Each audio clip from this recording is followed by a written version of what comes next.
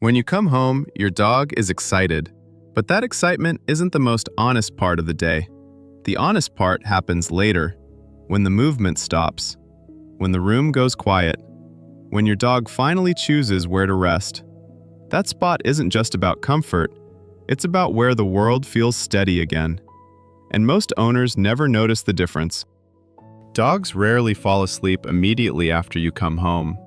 Even if they look tired, even if they spent most of the day resting, they stay near, they follow you into another room, then stop halfway. They lie down, then stand again a few minutes later. Not restless, recalibrating. During the day, the house operated without its usual center. Things happened, sounds came and went, but something remained slightly unresolved. When you return, the body doesn't relax instantly. It checks. Are you staying? Has the movement finished? Or is this only a pause before something changes again? These checks are quiet, subtle, almost invisible, but they happen every time.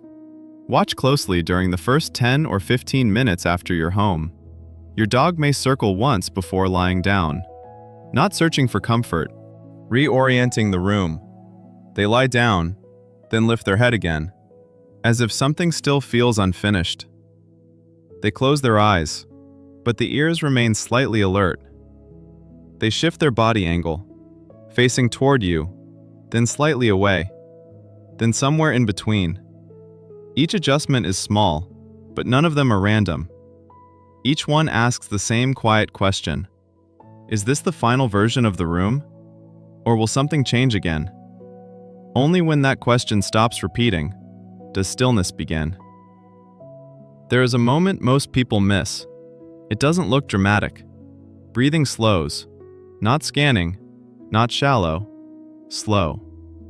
The body settles fully into the floor or the cushion. Weight drops. Muscles soften. The head no longer lifts at small sounds in the house. The ears rest.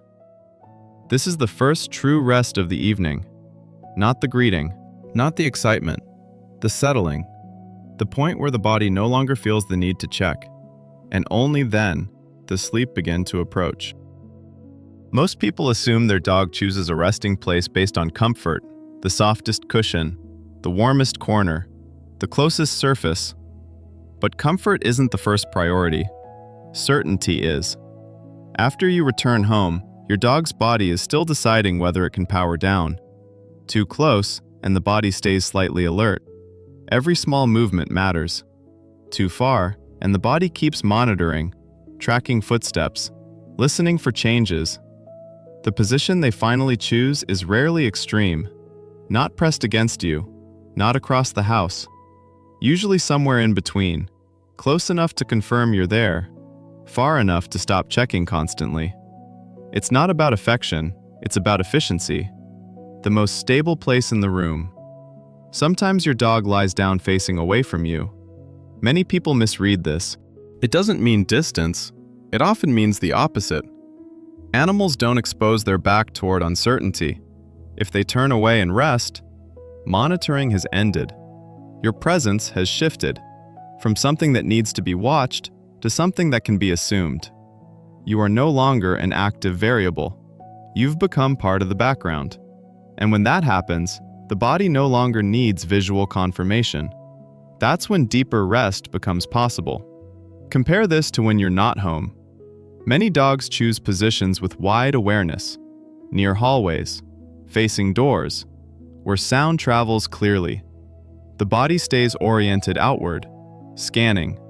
When you return, that map reorganizes.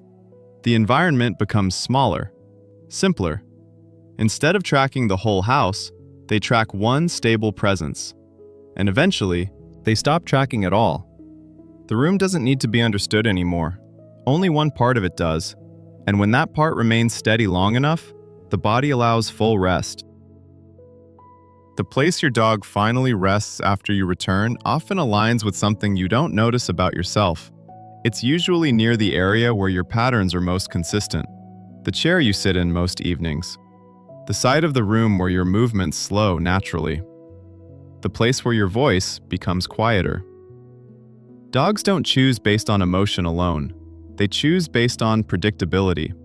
Over time, your habits form a kind of map, and your dog learns which part of that map requires the least interpretation. Not the most exciting place, the clearest one.